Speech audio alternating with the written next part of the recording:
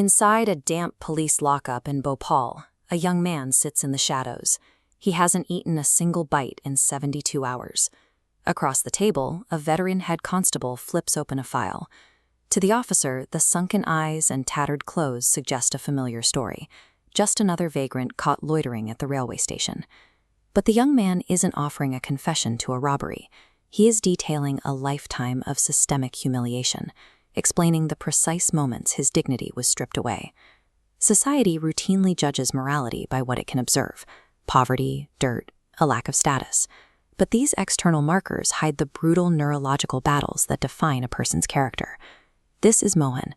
His story begins in the village of Ganeshganj, a place where the soil grew so little opportunity they were forced into exile.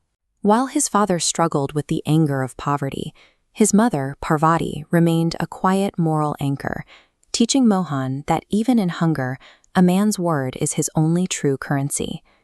They arrived in Bhopal, a city defined by staggering wealth and deep disparity. Mohan watched his parents work as laborers for the elite, living in the shadows of the very bungalows they cleaned.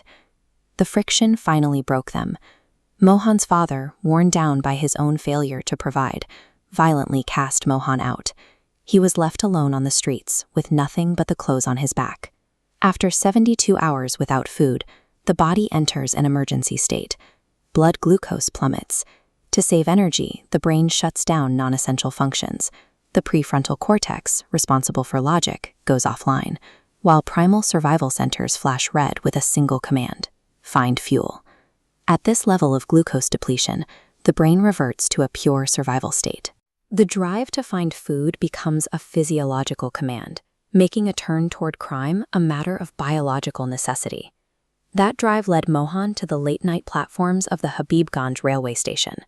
Driven by the primal urge to eat, he targeted an unattended leather bag. His trembling hand reached out, inches from the strap. Suddenly, a sweating, frantic stranger sprinted toward him and dropped 3 heavy suitcases directly in front of Mohan. The stranger didn't see a thief. He saw a young man sitting alone. He asked Mohan to watch his entire fortune for 5 minutes, and then he vanished into the crowd. This unearned responsibility hit Mohan like a shockwave. He was trapped in a paradox. Biology demanded he steal to survive, yet a stranger had placed him on a pedestal of absolute trust. Inside his brain, 2 chemical systems were at war.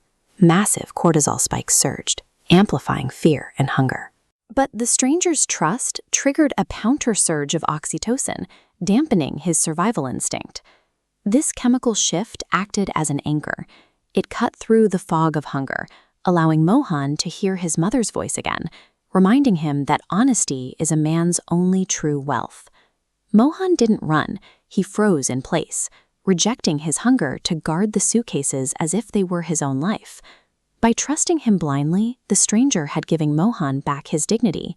In that moment, the psychological cost of breaking that trust became more painful than the physical agony of starvation. When the stranger returned 5 minutes later, he was overjoyed to find his luggage safe. He pulled out a 10-rupee note, enough for several meals, and offered it to Mohan. Despite his stomach cramping with hunger, Mohan shook his head. He refused the money. This chart shows the internal reward of that refusal. By turning down the payment, Mohan's brain released a flood of serotonin. This chemical validation of his own integrity provided a sense of fullness that his physical body lacked. Being trusted transformed Mohan's self-perception.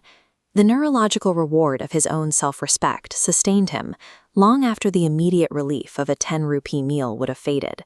Which brings us back to the Kotwali cell. Minutes after Mohan's moral victory, a police patrol found him. They didn't see a protector. They saw a ragged boy in a railway station. They arrested him simply because he fit the profile of a suspected vagrant. Inside the station, the head constable looks at Mohan and finally sees past the tattered shirt. He realizes that the boy in the cell has demonstrated more integrity than the system currently holding him. Poverty can easily lead to a physical prison, but as Mohan proved, an act of trust can change a man's internal landscape, transforming a perceived criminal into a silent guardian.